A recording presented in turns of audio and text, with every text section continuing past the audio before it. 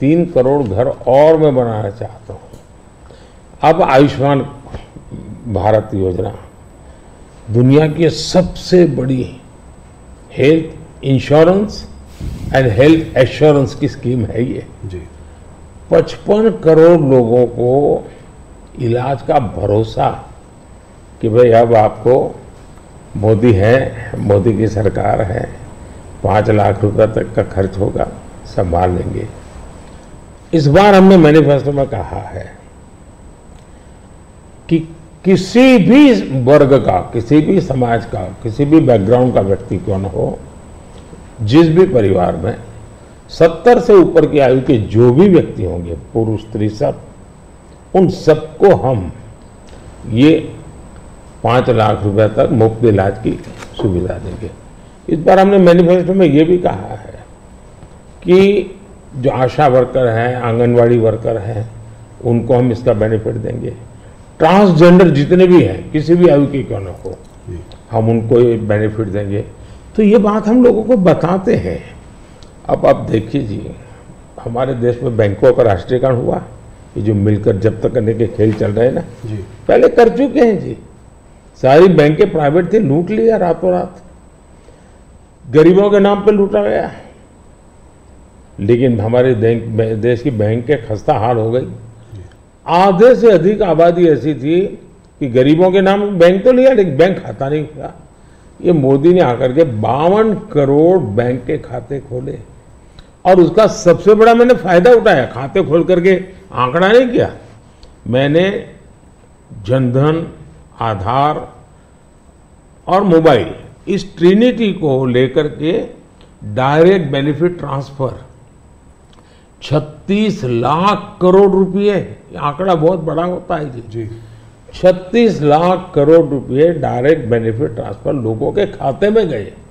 अगर मैंने बैंक खाते न खोले होते तो इनका बड़ा फाइनेंशियल इंक्लूजन इस दुनिया में, पूरी दुनिया में एक साल में जितने अकाउंट खुलते होंगे ना, उससे ज्यादा काम हमारे देश में हुआ है। जल जीवन मिशन हमारे देश में जी 3-4% घरों में भी घर में नल से जल आता था, वो भी ज्यादातर अर्बन लोकेलिटी में। आज 14 करोड़ ग्रामीण परिवारों को नल से जल पहुंचा है। अब ये सारे काम है, 25 करोड़ लोग गरीबी से बाहर ऐसे ही नहीं आए जी। हमने उनको इतना सशक्त बनाया और मेरी स्ट्रैटेजी यही है कि हम गरीब को इतनी ताकत दें कि गरीब खुद गरीबी को परास्त करे। और जब गरीब अपने मेहनत से गरीबी को परास्त करता है ना, उसके बाद उसको गरीबी में वापस नहीं जाना, ये संकल्प बन जाता है और वो देश की शक्ति बन जाता है।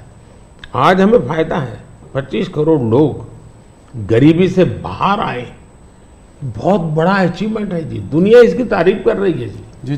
और ये एक मॉडल बनेगा जी। ये जो डेवलपिंग कंट्रीज है उनके लिए मॉडल बनेगा जी। अब देखिए 2014 के पहले क्या हाल था।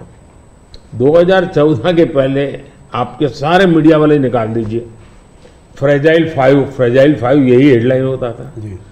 आज जी हम वाइब्रेंट इकोनॉमी बन गए। IMF ने दुनिया के 150 देशों का समूह, जिसमें चाइना भी है, हिंदुस्तान भी है, जिसको हम कहें कि एक डेवलपिंग कंट्रीज है या जो इमर्जिंग इकोनॉमी वाले देश हैं, ऐसा का एक समूह का उनको क्लासिफाई करके उन्होंने उसका एनालिसिस किया। बड़ा इंटरेस्टिंग है यानी एक प्रकार से ये इंडिया का पीयर ग्रुप हम कह सकते हैं। अब देखिए क्या एनालिसिस है। 1998 इंडिया पर कैपिटा जीडीपी इस पीयर ग्रुप से 30% के आसपास थी, यानी पूरा 150 देशों का देश है। उस समय अटल जी की सरकार थी,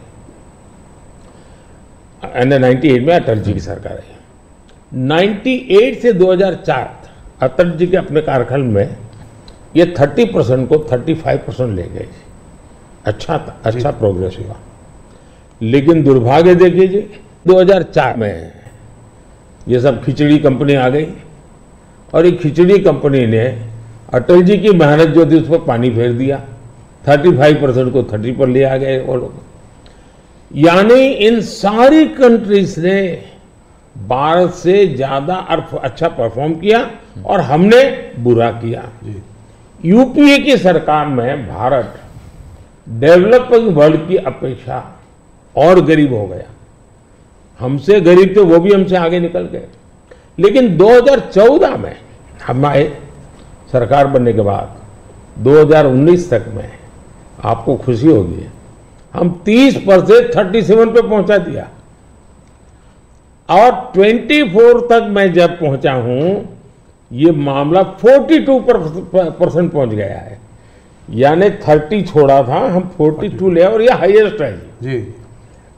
यानी हमारी इनकम दुनिया के और देशों की अपेक्षा बहुत तेजी से बढ़ी है। अगर आप 10 साल के कालखंड में इन्फ्लेशन को भी ले, जो महंगाई की इतनी चर्चा करते हैं ना, तो ये 10 साल सबसे कम इन्फ्लेशन वाला कालखंड रहा है। ये मैं इतना सारा जो कहता हूं और हकीकत के आधार पर कहता हूं, कठोर परिश्रम करने के बाद अचीव किया है जी। पूरी सरकार को मोबिलाइज किया है और लक्ष्य को पार करने के लिए जी जान से जुड़ गए हैं। उसके बावजूद भी मोदी क्या कहता है? मोदी तो कहता है ये तो ट्रेलर है, मुझे तो और आगे जाना है और नई नई आकांक्षाएं और मैं बहुत तेजी से बढ़ना चाहता हूं देश को लेकर के। और कांग्रेस का जहां तक मैनिफेस्टो है, कोई मुझे बताए क्या चुनाव के अंदर पॉलिटिकल पार्टियों के मैनिफेस्टो ये कोई शोपीस के लिए होते हैं क्या? सचमुच में तो मीडिया का काम है कि हर एक पॉलिटिकल पार्टी के मैनिफेस्टो की बारीकी से जांच पड़ताल करें। मैं इंतजार कर रहा था कि मीडिया करे। पहले दिन मैंने एक कमेंट तो कर दिया था जी, मैं कोई आज कर नहीं रहा जी, कि भाई मुझे मैनिफेस्टो देख करके लगता है कि इस पर पूरी तरह मुस्लिम लीग की छाप है।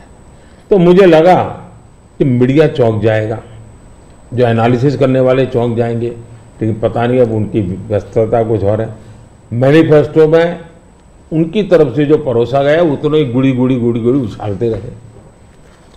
फिर मुझे लगता भी ये तो इकोसिस्टम का बड़ा मिलीबग लगता है। अब मुझे सच्चाई लेकर जाना पड़ेगा। मैंने काफी 10 दिन इंतजार किया कि देश इस मैनिफेस्टो में जो बुराइयां हैं उसको कोई न कोई, क्योंकि निष्पक्ष तरीके से आता है तो अच्छा है। आखिरकार मुझे मजबूरन ये सच्चाइयां लेकर के आनी पड़ी। अब देखिए साहब, अब उनके एक महाशय ने अमेरिका में इंटरव्यू दे दिया जी इनहेरिटेंस टैक्स पर, तो इनहेरिटेंस टैक्स की बात ले आए, 55% टैक्स आपकी प्रॉपर्टी। अब मैं विकास और विरासत की बात कर रहा हूं, ये विरासत को लूटने की बात करते हैं। तो मैं और वेल्थ रिडिस्ट्रीब्यूशन की बात करते हैं और उनके आज तक का इतिहास है, वो करेंगे क्या? तो फिर मेरी जिम्मेवारी, मेरी रिस्पॉन्सिबिलिटी है कि मैं